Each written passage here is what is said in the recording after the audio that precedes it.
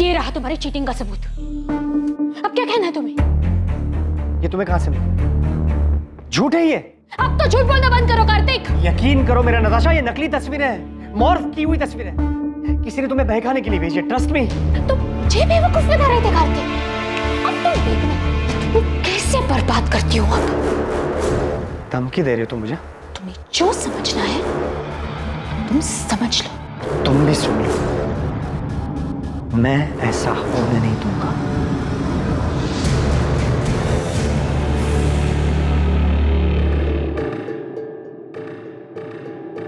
हाँ विक्रांत बोल। राजीव, अबे पुलिस मेरे घर तक पहुंच गई। तूने तो कहा था कि कुछ भी नहीं होगा। क्या बोल रहा है विक्रांत तू? अबे सच बोल रहा हूँ, बाल बाल बच गया मैं। तू अभी कहाँ पर है? एमडी नगर के वो पीछे वाली रोड पे गाड़ी में बैठा हूँ। राजीव, मुझे लगता है कि हमें पुलिस को सब सच सच बता ही देना चाहिए। तू 2-4 दिन के लिए गुरुग्राम से बाहर चले जा, है ना? तब तक मैं कोई प्लान बना लूंगा। मैं तुझे 2 दिन का वक्त दे रहा हूँ। अगर तूने मुझे इस झमेले से नहीं निकाला ना, तो मैं खुद ही पुलिस को जाकर सब सच सच बता दूंगा। किसी के साथ सो रहे हो ना तुम? कौन है वो? कार्तिक, तुम मुझे तंग आ गए हो ना? तुम्हें अब पहले जैसे नहीं लगती मैं। क्या बकवास कर रही हो तुम Natasha? You know baby, I love you। तुम्हारे अलावा मेरी लाइफ में और कोई नहीं है। झूठ मत बोलो मुझसे। दूध पीती बच्ची नहीं हूं मैं जो तुम्हें समझ ना पाऊं। सब जानती हूं मैं कार्तिक, और सच्चाई एक्सेप्ट कर ली है मैंने। बस नाम बताओ कौन है वो? Stop it! मैं तुमसे प्यार करता हूँ, इसका ये मतलब नहीं तुम जो भी बकवास करोगे मैं चुपचाप सुन लूं। ये रोज रोज के नखरे से मैं परेशान हो गया हूँ। हाँ, परेशान तो हो गई मुझसे। कोई और जो मिल गई है तुम्हें। छुटकारा पाना चाहती हो ना तुम मुझसे हमेशा के लिए?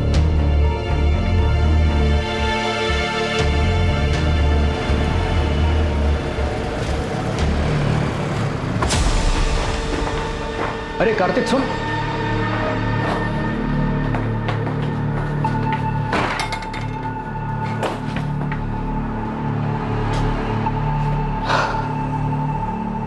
क्या बात है कार्तिक, इतना परेशान क्यों? नताशा, वो औरत मेरी जान लेकर गई। उसके सवाल कभी खत्म ही नहीं होते। कहाँ गए थे, किसके साथ थे, इतनी देर क्यों हुई, और आज तो किसके साथ सो रहे हैं। 1 मिनट का सुकून नहीं घर पर। इसे आराम से समझाने की कोशिश कर, शायद मान जाएगी। अरे वो कुछ सुनने को तैयार हो तब जाके समझाओ ना यार। तंग आ गया हूँ उससे। मैंने डिसाइड कर लिया, इस बात का सॉल्यूशन निकालना ही होगा। बीमारी का इलाज जड़ से हो तो ही अच्छा है। अभी नताशा की बात को छोड़, वो रूम नंबर 7 वाली मिसेस मेहरा, उसका क्या करना है? यार जबरदस्ती ऑपरेशन की बात कर रही है वो।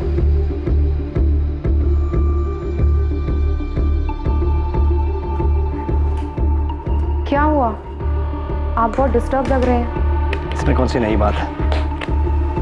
फिर से झगड़ा हुआ क्या? हाँ, मेरी जिंदगी में एक ही तो परेशानी है। उसे हम पर शक है क्या? कार्तिक की बात अगर सच निकली तो सच में उसका अफेयर नहीं हुआ तो? मैं अपने पति को अच्छी तरह से जानती हूँ। मुझसे उब गया है, छुटकारा पाना चाहता है वो मुझसे, पर मैं ऐसा कभी होने नहीं दूंगी। मैं तुम्हारे साथ हूँ नताशा। आगे जो कुछ भी करना है सोच समझ के करना।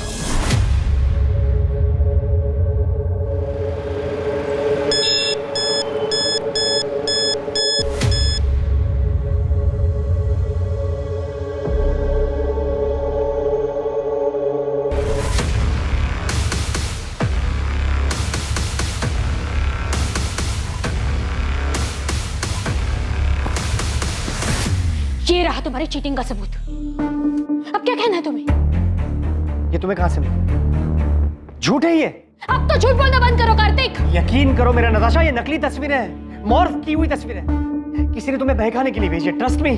तुम मुझे बेवकूफ बना रहे थे कार्तिक। अब तुम देखना वो कैसे बर्बाद करती हूँ। अब धमकी दे रही हो तुम मुझे? तुम्हें जो समझना है तुम समझ लो। तुम भी सुन लो, मैं ऐसा होने नहीं दूंगा।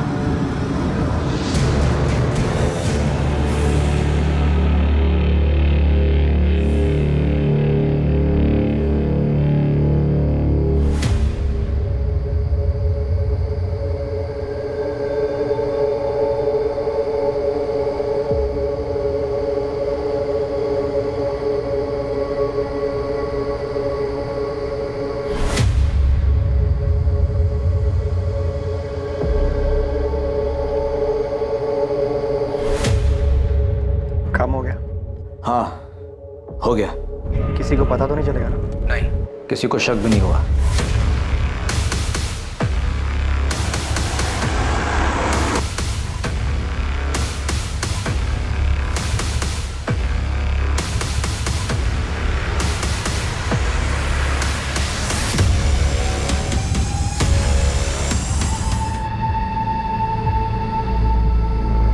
बॉडी पर और कोई भी जेवर नहीं सिवाय इस ब्रेसलेट के। इसका लॉक खुलना बहुत मुश्किल है।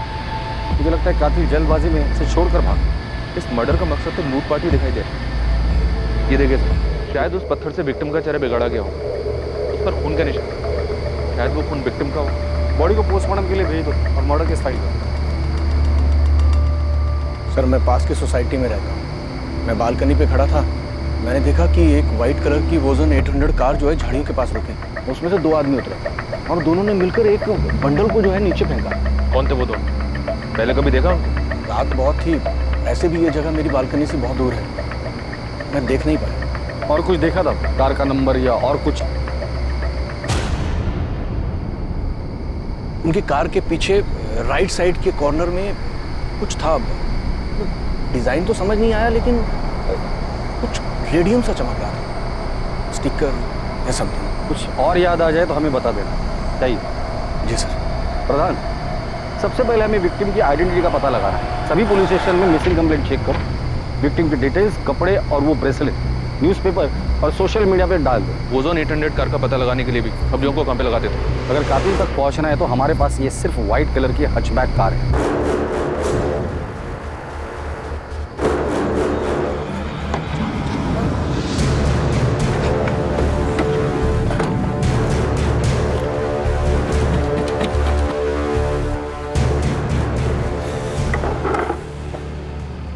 राजीव, किसी को शक तो नहीं होगा ना कि ये गाड़ी मेरी थी?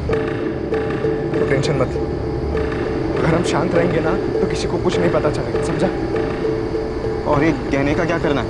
तू रख, इस काम का इनाम समझ। बस ध्यान रखना कि इन्हें अभी बेचने की कोशिश भी मत करना।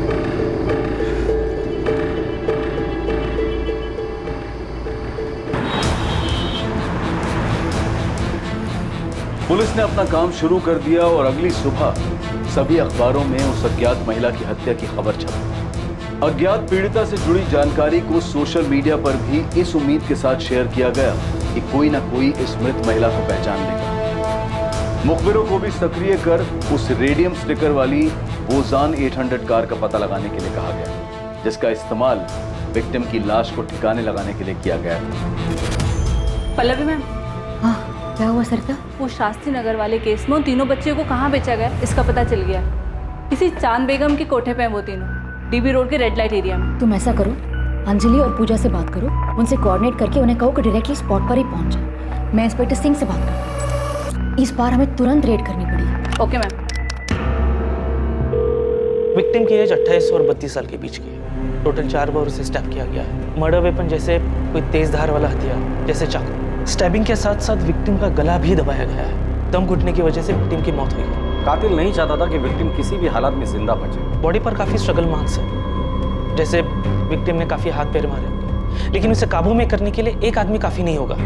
इसलिए ऐसा लग रहा है कि हत्यारे एक से ज्यादा होंगे, but I am not sure. कोई सेक्सुअल असॉल्ट? नहीं, but victim was sexually active. मौत का समय क्या होगा? कल रात 10 और 12 के बीच। अज्ञात महिला की हत्या की खबर जंगल में लगी आग की तरह गुरुग्राम में फैल गई। पुलिस उम्मीद में थी कि उन्हें पीड़िता के बारे में कोई ना कोई जानकारी जरूर मिलेगी जो पीड़िता को एक नाम देने में मददगार साबित होगी। और जल्द ही उनका इंतजार खत्म हुआ और ऐसी एक खबर ने उनके दरवाजे पर दस्तक दी। सर, मुझे पक्का यकीन है कि ये मेरी पड़ोसी नताशा है, नताशा गिल। मैंने कई बार उसे इन कपड़ों में देखा है। कपड़ों के साथ साथ ये जो गोल्डन ब्रेसलेट आप देख रहे हैं, ऐसा सेम ब्रेसलेट नताशा के पास था। आप श्योर हैं कि ये नताशा का ही है? हाँ सर, मैं पूरी तरीके से श्योर हूँ, क्योंकि उसी का ब्रेसलेट देखकर मैंने खुद के लिए सेम ब्रेसलेट बनवाया। ये देखिए। Wow Natasha, such a beautiful bracelet. Thank you. मैंने ना स्पेशली डिजाइन चूज करके बनवाया था। क्या मैं सेम डिजाइन का ब्रेसलेट खुद के लिए बनवा लूं? Sure, why not? आपने बताया कि नताशा आपके पड़ोस में रहती है। हाँ सर, इनफैक्ट यहाँ आने से पहले मैंने नताशा के घर जाकर चेक भी किया था।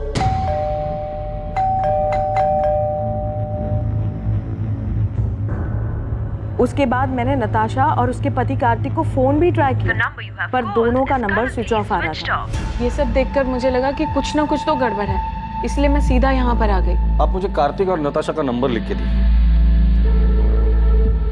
वैसे ये दोनों काम क्या करते हैं? सर, कार्तिक डॉक्टर है और उसका खुद का नर्सिंग होम भी है, fit and care nursing home, जो जीवन चौक पर है। और नताशा टीचर है, स्कूल में हायर क्लासेस को पढ़ाती है। नताशा और कार्तिक के बीच रिलेशन कैसा था?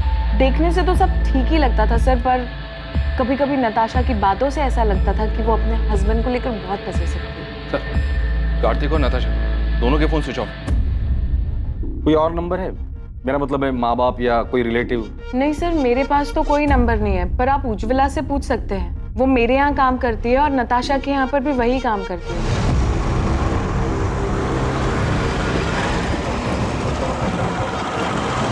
हाँ साहब, मैं ही नताशा दीदी और कार्तिक साहब के घर काम करने जाती हूँ। आज सुबह भी गई थी, उनका घर बंद था, लेकिन अक्सर ऐसा होता है कि वो लोग काम के लिए जल्दी निकल जाया करते थे, इसलिए साहब मुझे कुछ भी अजीब नहीं लगा। नताशा और कार्तिक के घर वालों के बारे में कुछ जानती हो?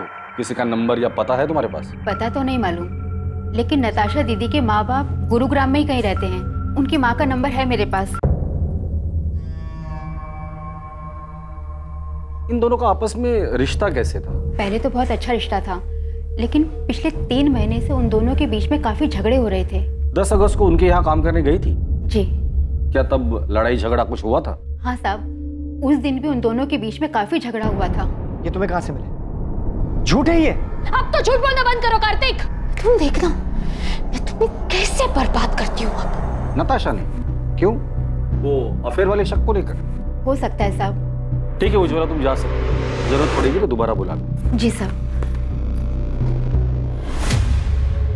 साहब, वो जो लाश है सच में नताशा दीदी की है? देखो, जब तक नताशा के परिवार वाले आके लाश को पहचान नहीं लेते हम कुछ नहीं कह सकते।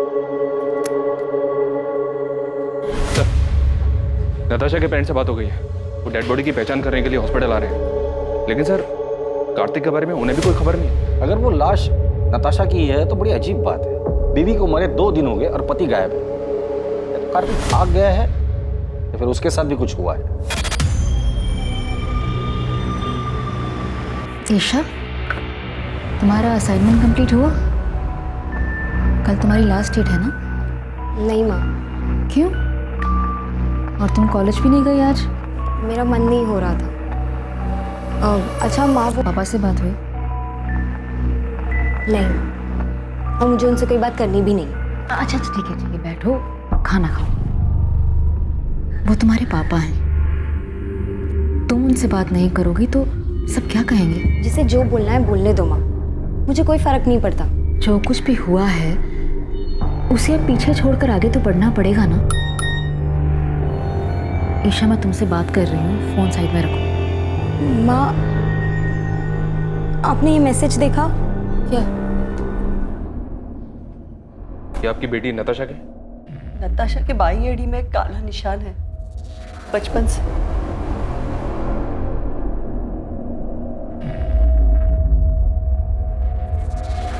नताशा, नताशा, नताशा, नताशा। सर, 4 साल पहले नताशा को मलेरिया हुआ था, तब हमने कार्तिक के नर्सिंग होम में ही उसी की एडमिशन की थी।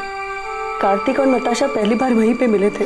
हमें उनके रिश्ते के बारे में बहुत बाद में पता चला। कार्तिक मुझसे 12 साल बड़ा हुआ तो क्या हुआ, उसे क्या फर्क पड़ता है? हम एक दूसरे से बहुत प्यार करते हैं, ये काफी नहीं है? नताशा, तुम अभी समझ नहीं रही हो। 12 साल बहुत होते हैं, और फिर कार्तिक की एक बार पहले शादी हो चुकी है। तुम्हें उससे बेहतर लड़का मिल जाएगा। मुझे बेहतर लड़का नहीं चाहिए पापा, मुझे बस कार्तिक चाहिए। मैं कार्तिक से प्यार करती हूँ। आशा, तुम हर वक्त अपनी मनमानी नहीं कर सकती। आखिर समाज में भी हमारी कुछ इज्जत है। पापा प्लीज एक बार सोच कर तो देखो, कार्तिक में क्या कमी है? कार्तिक अच्छा लड़का है, अच्छा कमाता है, डॉक्टर है, और सबसे बड़ी बात, वो मुझसे बहुत प्यार करता है। Can I interrupt sir? Sir, मैं आपसे वादा करता हूँ मैं नताशा का ख्याल रखूं, आपको कोई शिकायत का मौका नहीं। तुम्हारा पहले डाइवोर्स क्यों हुआ था? पापा, अब पुरानी बातें उठाने से क्या फायदा? कार्तिक आगे बढ़ चुका है अब मेरे साथ, और हम एक दूसरे के साथ बहुत खुश हैं। नताशा को हम दुखी नहीं देख सकते थे, इसलिए हमें उसकी जिद के आगे झुकना पड़ा। क्या आप लोगों को पता है कि कार्तिक की जिंदगी में नताशा के अलावा भी एक दूसरी औरत थी? क्या सर, ये क्या कह रहे हैं आप? जी हाँ, और पिछले कई महीनों से इसी बात को लेकर कार्तिक और नताशा के बीच झगड़ा हो रहा है। सर, मेरी नताशा से हर दूसरे दिन बात हुआ करती थी, उसने तो कभी ऐसा कुछ नहीं कहा। सर, नताशा और कार्तिक दोनों के कॉल रिकॉर्ड्स कल सुबह तक आ जाएंगे।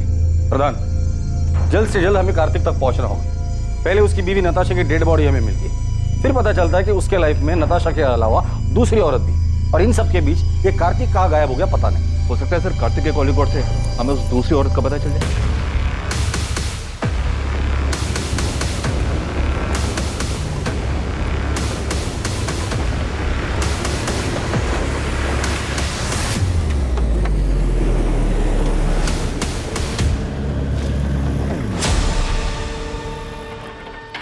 क्या भाई, कब से देख रहा हूँ पीछा कर रहा है मेरा। कौन है तू? अरे मेरा एक दोस्त है सतीश, मुझे लगा उसकी गाड़ी है। अबे कौन है सतीश? मैं किसी सतीश को नहीं जानता। पिछले 10 साल से ये गाड़ी मेरे पास है। ऐसे कैसे हो गया? नंबर तो वही है। अबे ये गाड़ी मेरी है। टाइम बर्बाद कर रहा है मेरा। चल निकल। फिर मुझसे ही गलती हुई होगी, नंबर गलत याद होगा। सॉरी। हाँ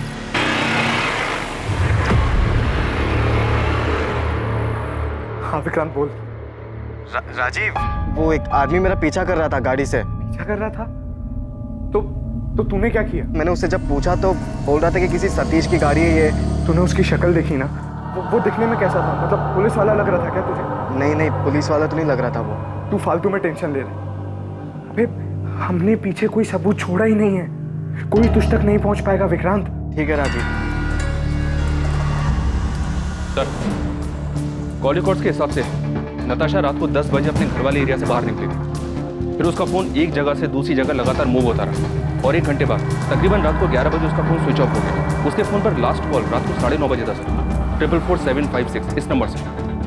मतलब कॉल आने के आधे घंटे बाद वो घर से निकली, जरूर कॉलर से मिलने गई। किसका नंबर है? ये नंबर भी स्विच ऑफ है सर, इसकी भी डिटेल्स निकलवा रहा हूँ। कार्तिक का कुछ पता चला? उसके कॉल रिकॉर्ड्स क्या कहते? सर 10 अगस्त की रात को कार्तिक का फोन रात को 11:50 पर स्विच ऑफ हुआ था।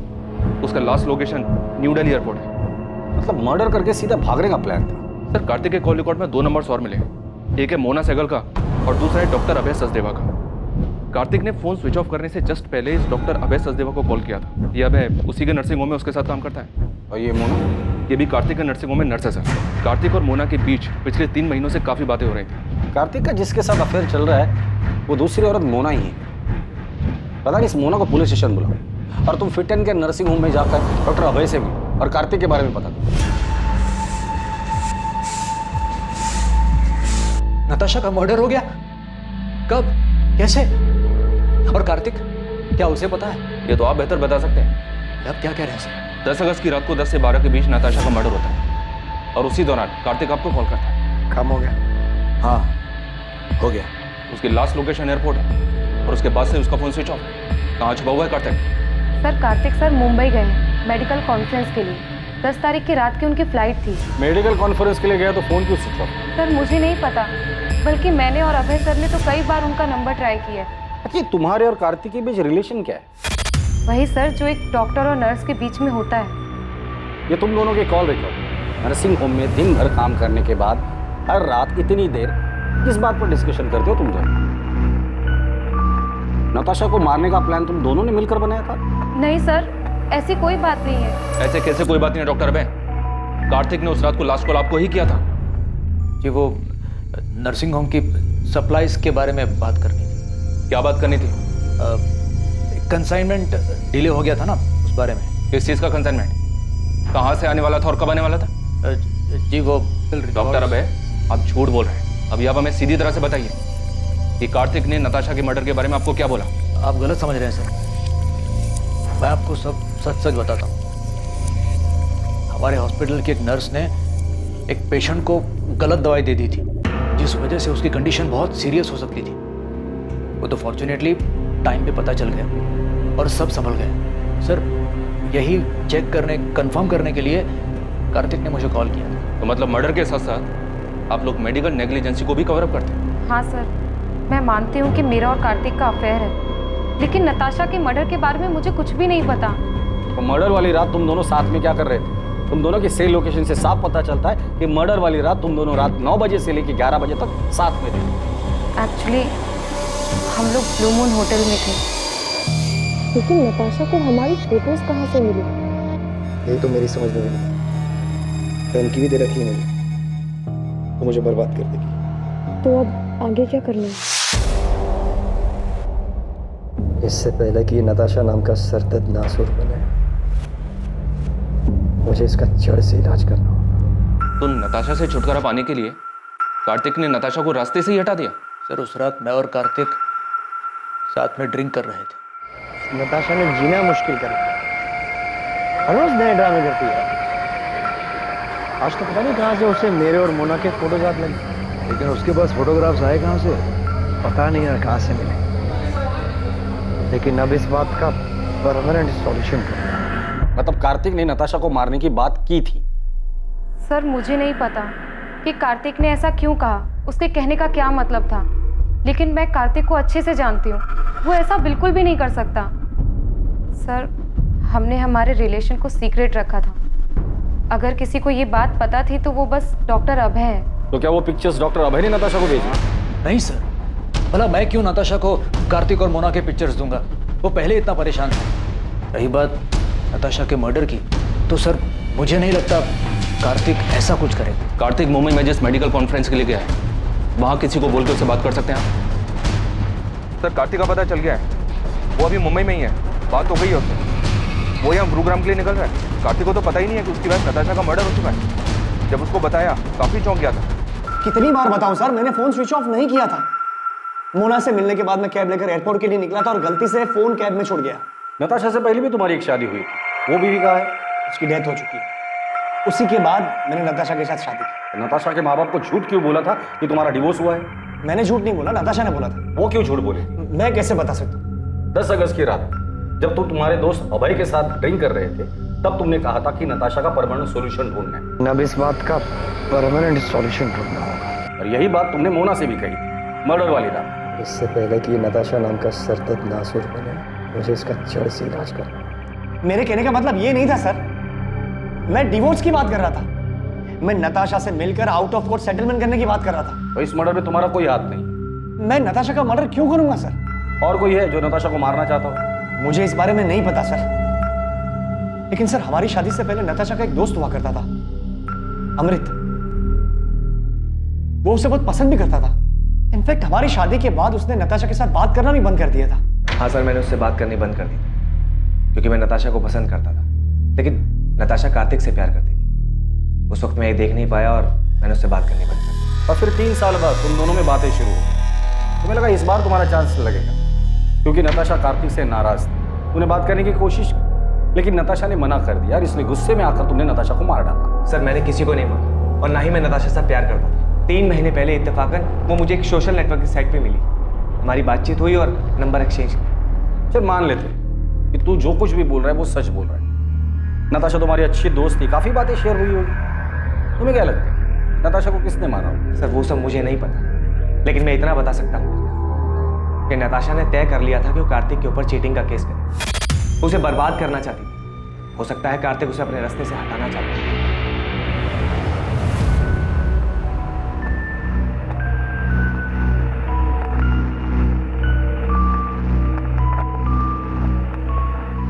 ये कार्तिक तो हमारे साथ गेम खेल रहा है। मतलब इसने हमसे कहा था कि इसकी एक्स वाइफ की डेथ हो चुकी है। तो क्या वो जिंदा है? वो जिंदा ही नहीं है सर, वो नताशा के क्रिमेशन में भी आई थी।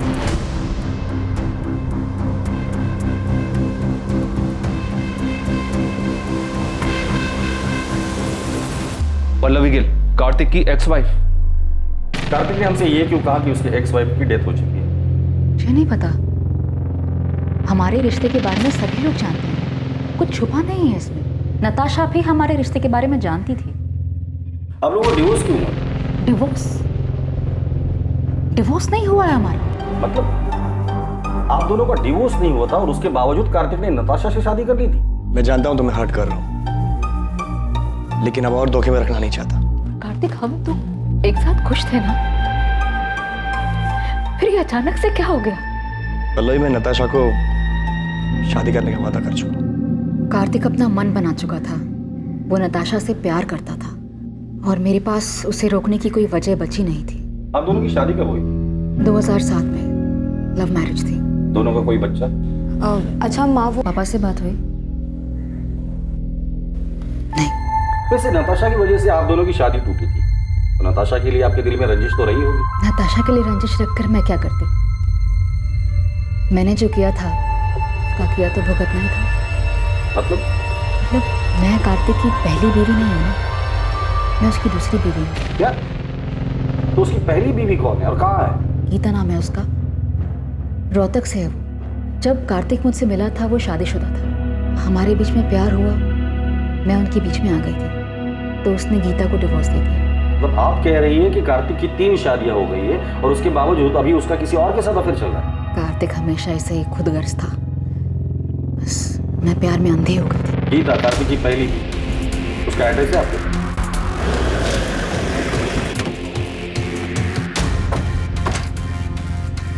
जगदीश अग्रवाल। हाँ सर मैं ही हूँ, लेकिन आप क्यों पूछ रहे हैं? 444756 ये तेरा नंबर है ना? हाँ सर, मैंने फ्री इंटरनेट के लिए लिया था। उसके फोन पर लास्ट कॉल रात को 9:30 बजे था सर। 444756 इस नंबर से। ये नंबर भी स्विच ऑफ है सर, इसकी भी डिटेल्स निकल पा रहा हूँ।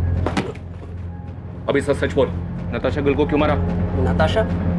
सर ये कौन है और मैं किसी को क्यों मारूंगा? तू एडीआई कॉलेज में पढ़ता है ना?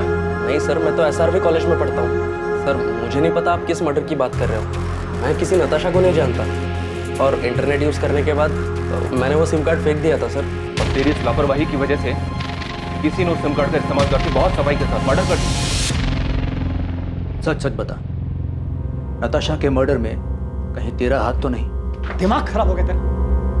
क्या बोलना क्या चाहता तू? पुलिस को तुझ पे उस रात तूने कहा था कि तू नताशा से काफी परेशान था, उससे पीछा छुड़ाने के लिए कुछ करने की सोच रहा था। हाँ भाई, मैं मुंबई से लौटने के बाद नताशा के साथ डिवोर्स देने की सोच रहा था। ये बात तू मुझे उस रात भी कह सकता था।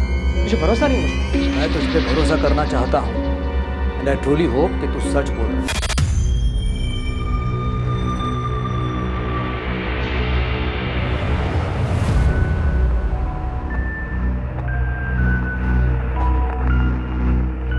कार्तिक, पुलिस को अब भी तुम पर शक है क्या? उनका शक इतनी जल्दी खत्म नहीं होगा। तो अब आगे क्या करना है? You don't worry, मैंने कुछ सोच कर रखा।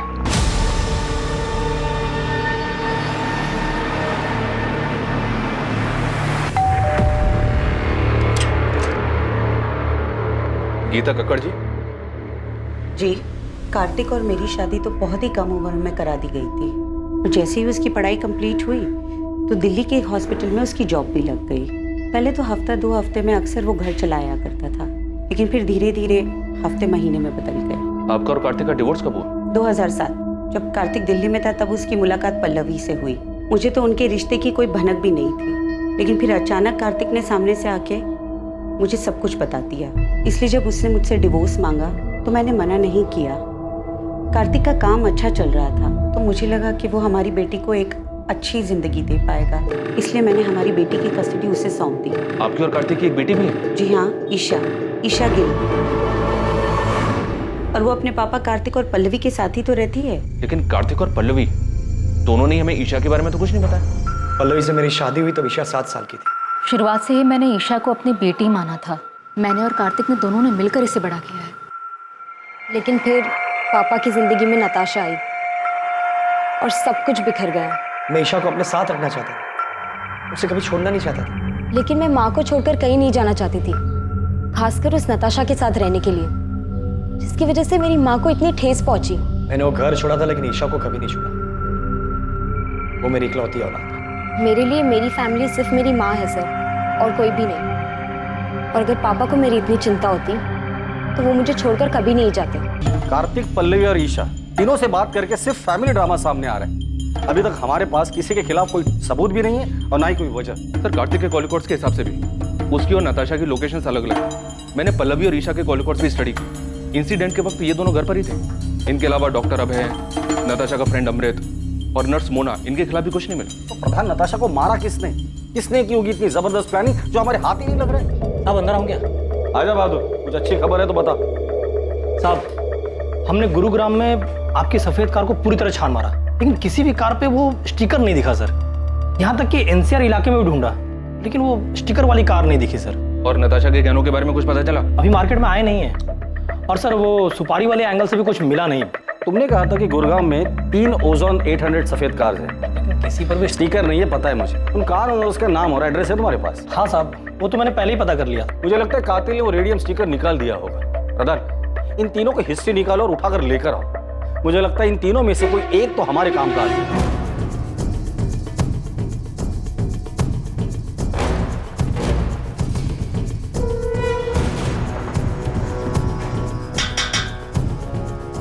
क्या हुआ सर? विक्रांत मेरा बेटा है। कहाँ है? वो तो गैरेज में गया है काम करने। विक्रांत जहाँ काम करता है वहाँ का एड्रेस दीजिए। सब क्या हुआ मुझे?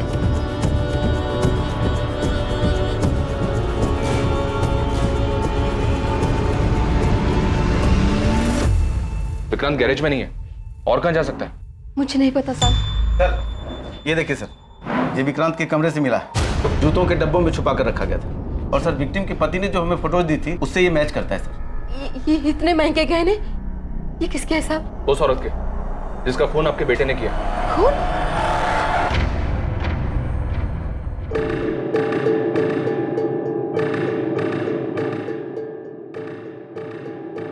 हाँ विक्रांत बोल। राजीव, अबे पुलिस मेरे घर तक पहुंच गई।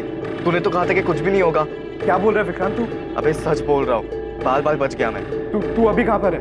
एमडी नगर के वो पीछे वाली रोड पे गाड़ी में बैठा हूँ। राजीव, मुझे लगता है कि हमें पुलिस को सब सच सच बता ही देना चाहिए। तू 2-4 दिन के लिए गुरुग्राम से बाहर चले जा, है ना? तब तक मैं कोई प्लान बना लूंगा। मैं तुझे 2 दिन का वक्त दे रहा हूँ। अगर तूने मुझे इस झमेले से नहीं निकाला ना, तो मैं खुद ही पुलिस को जाकर सब सच सच बता दूंगा। सर, विक्रांत के फोन की लोकेशन डेड बॉडी मिलने वाली जगह से मैच हो रही है। टाइम भी उसी दौरान का है। विक्रांत के कॉल रिकॉर्ड से कुछ मिला? विक्रांत जिस नंबर पे रेगुलर टच में था, उन सारे नंबर्स की डिटेल्स निकलवा रहा हूँ सर। और वो मनोहर जिसने डेड बॉडी को गाड़ी से उतारते हुए देखा था, उसने बताया था 2 आदमी थे। एक तो ये विक्रांत ही है, दूसरे आदमी का पता लगाना बाकी है। विक्रांत का कुछ पता चला? विक्रांत के घर पे कांस्टेबल्स लगा दिए सर। विक्रांत और उसकी माँ का फोन ट्रैक कर रहे हैं। साहब, वो विक्रांत का पता चल गया साहब। तुझे क्या लगा था गाड़ी धोने से सबूत धुल जाएंगे? तेरी सफेद ओजोन 800 हमने फॉरेंसिक में भेज दी है, जिसमें नताशा के खून के ट्रेस मिल ही जाएंगे।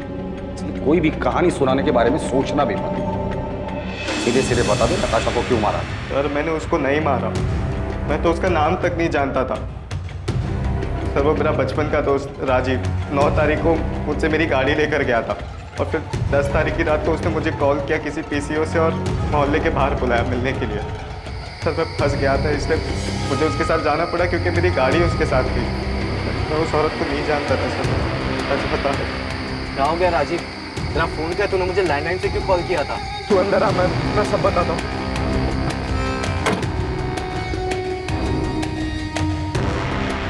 राजीव, तू इतना बौखलाया हुआ क्यों है? कुछ बताएगा मुझे क्या हुआ? तू मेरी बात सुन। मुझे कुछ नहीं सुना भाई, गाड़ी साइड में लगा। मेरी बात तो सुन विक्रांत, ये मर चुकी और अब हम दोनों को मिलकर इसकी रात को ठिकाने लगाना है, समझा?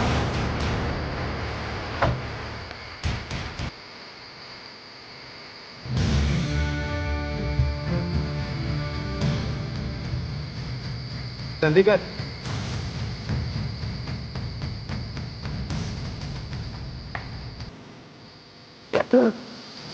जल्दी कर।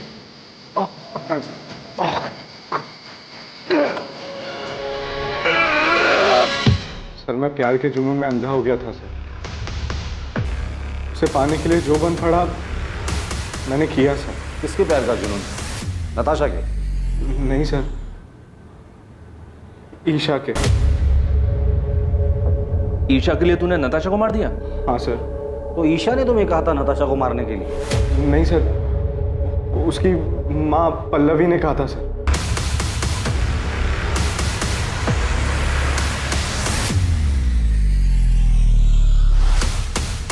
पल्लवी मुझे बिल्कुल पसंद नहीं करती थी, क्योंकि मैं उसकी बेटी के स्टेटस के बराबर नहीं था। मैं और राजीव पिछले 6 महीने से डेट कर रहे थे, पर माँ हमारे रिश्ते से खुश नहीं थी। तकरीबन 1-1.5 महीने पहले मैंने राजीव को घर बुलाया था लंच पर, ताकि माँ उसे और जान सके। जब मैंने राजीव को घर पे देखा तो मुझे लगा कि इस मर्डर को अंजाम देने में मैं उसका इस्तेमाल कर सकती हूँ, इसलिए मैंने उसके सामने एक शर्त रखी। तुम अगर ईशा के साथ रहना चाहते हो, मेरा एक काम करना पड़ेगा। मैं आपकी बेटी से प्यार करता हूँ और ईशा के साथ के लिए मैं कुछ भी करने के लिए तैयार हूँ। किसी की जान ले सकते हो? माँ, इस सब में आप राजीव को क्यों खींच रही हो? तुम्हारे साथ रहना चाहता है ना, तुम्हारा साथ नहीं दे सकता। राजीव नताशा को मारने के लिए तैयार था, ईशा नहीं चाहती थी कि वो किसी पछड़े में पड़े। मैं उसका इस्तेमाल नहीं कर सकती। हाँ, अगर वो तुमसे प्यार करता है तो तुम्हारे लिए इतना तो कर ही सकता है। लेकिन माँ, आप ऐसे कैसे किसी और की लाइफ डेंजर में डाल सकती हो? उसका तो इन सब से कोई लेना देना भी नहीं है। थोड़ा अकल से काम लो ईशा। कल को अगर नताशा के मर्डर की बात पुलिस तक पहुंच भी जाती है तो राजीव पर हम सारा ब्लेम डाल सकते हैं। माँ, अगर ये सब बात आप ना ही करो तो बेहतर होगा। राजीव पर प्यार का भूत सवार था। वो किसी भी तरह हमारे रिश्ते पर माँ की हामी चाहता था, इसलिए उसने मेरे लिए अपने सर पर इतना बड़ा खतरा उठा लिया। वो तो उसे करना ही था, बेवकूफ़ है वो। नताशा को कैसे मारा और क्यों? नताशा को मारने के लिए उसे उसके घर से बाहर निकालना ज़रूरी था, और मेरे कुछ भी कहने से वो घर से बाहर निकलने वाली थी नहीं। उसे कुछ मजबूत चारा देने की ज़रूरत थी। और फिर मैंने उसे वो चारा दी। ईशा की माँ कार्तिक और मोना के बारे में सब जानती थी, उसे सब पता था उनके अफेयर के बारे में, और यही बात मैंने एक अज्ञात कॉलर बनकर नताशा के कान में भरी। मैं उसे एक ऐसे नंबर से कॉल और मैसेज करता था जो मेरा नहीं था, मुझे कहीं पड़ा मिला था, और आगे का प्लान ये था कि धीरे धीरे मैं नताशा का विश्वास जीत लूँगा, और इन सब के लिए मुझे कार्तिक और मोना की एक पिक्चर चाहिए थी।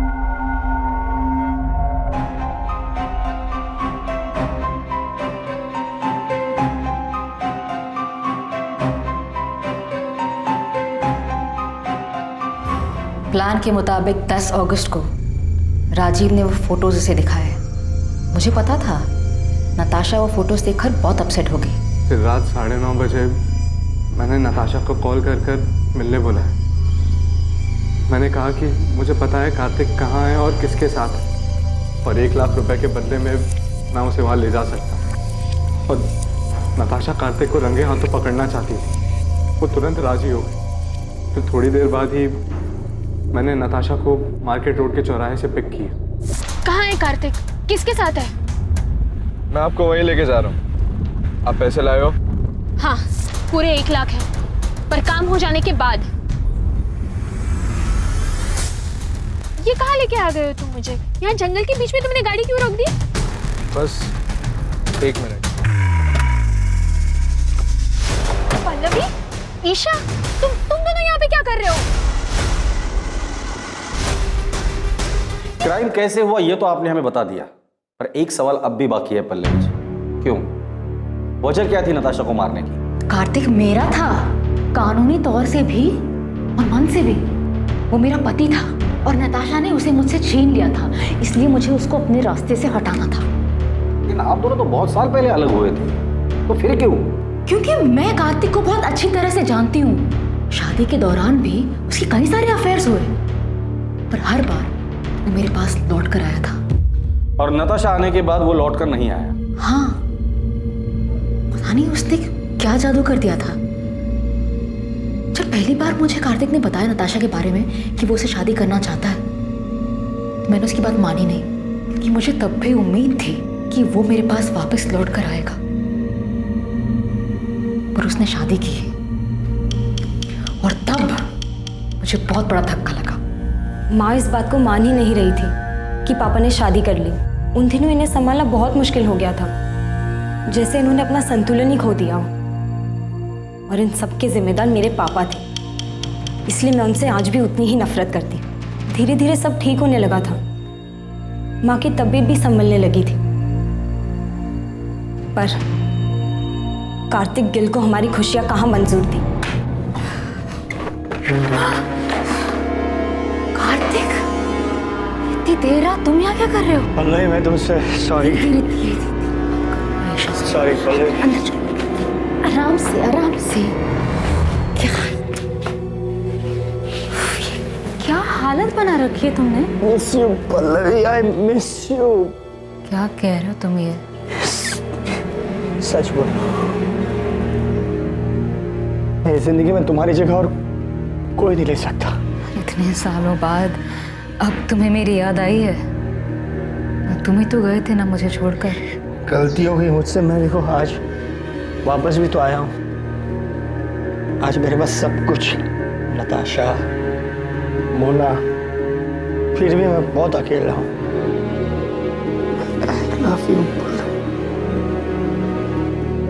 I love you. कार्तिक के साथ वो रात गुजारने के बाद मेरी समझ में आ गया था कि कार्तिक अब भी मुझसे प्यार करता है और नताशा ही हमारे रास्ते का कांटा थी। इसलिए नताशा को रास्ते से हटाने का प्लान तुमने बना लिया और उसमें ईशा को भी शामिल कर लिया। क्या माँ, आपको समझ भी रहा आप क्या सोच रही हो?